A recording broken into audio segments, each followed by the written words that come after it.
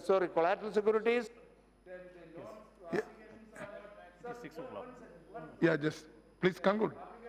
Not processed within the stipulated 15 days. The applicants are not communicated with the result, whether the application is sanctioned or rejected. These things I would request. Yes. Honorable members, I have a list of 10 more speakers to speak on this motion of thanks on President's address. If the House agrees, the time for the discussion may be extended by 1 hour. 10 speakers. We have 10 speakers. 1 hour.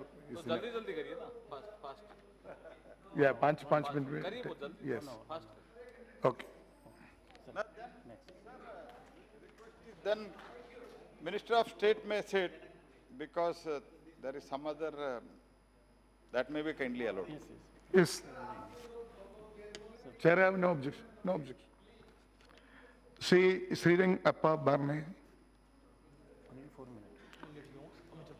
Only 4 minutes. 4 minutes. माननीय अध्यक्ष महोदय, Make it fast.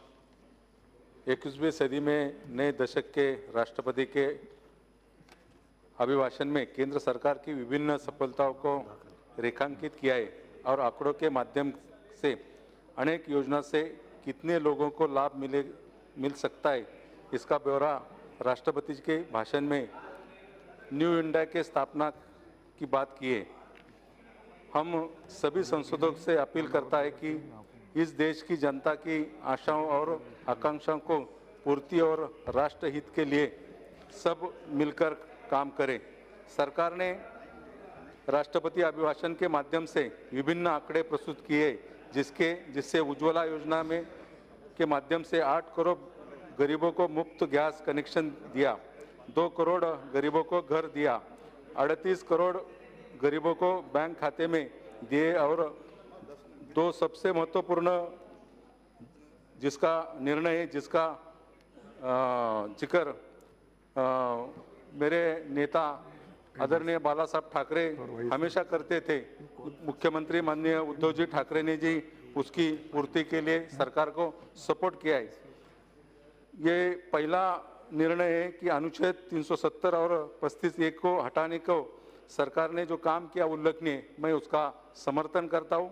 और दूसरा जो निर्णय है सरकार का, राम मंदिर के बारे में सरकार ने जो निर्णय लिया है, ये एक सराहना निर्णय, देश के हित में निर्णय और अच्छा निर्णय, उसका भी सराहना करता हूँ। महोदय, मेरी पार्टी हमेशा देश के हित के निर्णय में, देश के अच्छे निर्णय में, देश के प्रगति के निर्णय में सरकार के बाजू में रही, लेकिन ऐसे कई निर्णय हैं जो सरकार ने गए अनेक वर्ष में केवल घोषणा की है, इसका मेरी पार्टी विरोध करती है। उसमें मुख्य रूप से नोटबंदी के बारे में मेरी पार्टी ने शुरू से विरोध किया था। नोटबंदी के कारण महंगाई, बेकारी दिन दिन बढ़ गई, कई उद्योग बंद हुए, कई युवा को रोजगार नहीं मिला। सरकार ने घोषणा की थी 2 करोड़ युवा को रोजगार मिलेगा, लेकिन आज देखा जाए तो कई युवा बेकार है। देश भर में युवकों को नौकरी नहीं मिलती। मेरे यहाँ पूना में, बेंगलोर, हैदराबाद में आईटी हब है, आईटी हब में भी कई सारे युवा बेकार हुए। तो सरकार ने इस पर ध्यान देना चाहिए।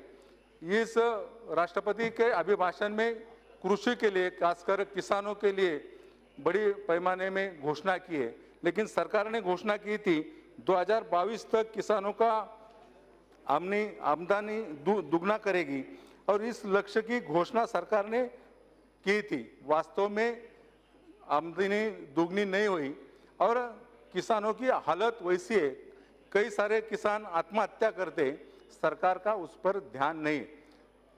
महाराष्ट्र में बाढ़ आई थी, बाढ़ के कारण कई सारा नुकसान हुआ है। केंद्र सरकार के पास महाराष्ट्र सरकार ने मांग की थी, केवल केंद्र सरकार ने थोड़ी रकम महाराष्ट्र सरकार को दी, आज भी बड़ी रकम देनी बाकी है। मैं इस द्वारा केंद्र सरकार का ध्यान इस पर भी लाना चाहता हूँ।